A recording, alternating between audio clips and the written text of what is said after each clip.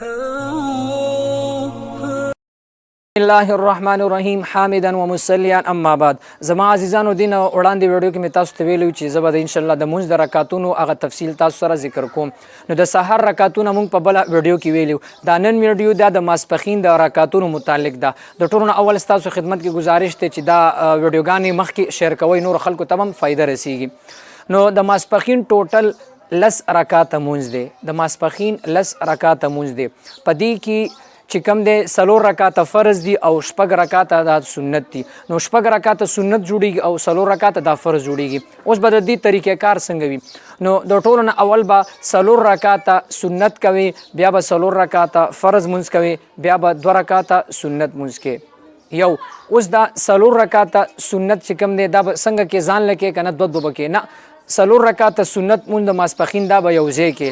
او ما درته وویلې چې د نیت کې به صرف دا وایي چې زه څلور رکعاته سنت مونځ کوم د حاضر وخت ماسپخین. نو څلور رکعاتو نیت به وتړې د سنتو.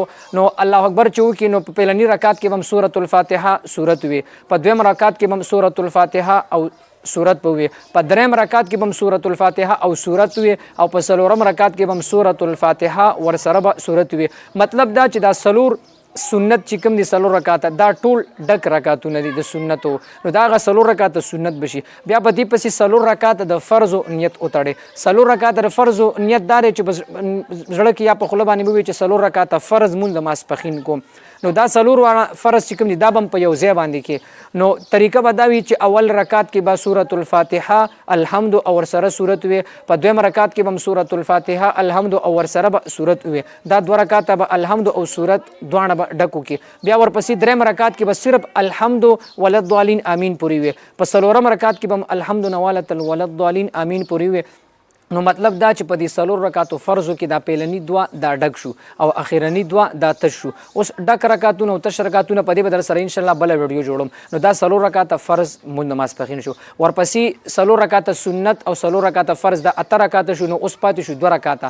هغه دوه رکعاته سنت تی نیت به وتړې د سنتو به نیت وکړي، او اول رکعت کې به هم سورة الفاتحه او سورت، او په دویم رکعت کې به هم سورة الفاتحه او سورت. نو دا ټوټل لس رکعاتونه شو. نو دا لس رکعاتونه دا د ماسپخین مونځ هغه طریقې کار د زنانو دپاره هم د سړو دپاره هم.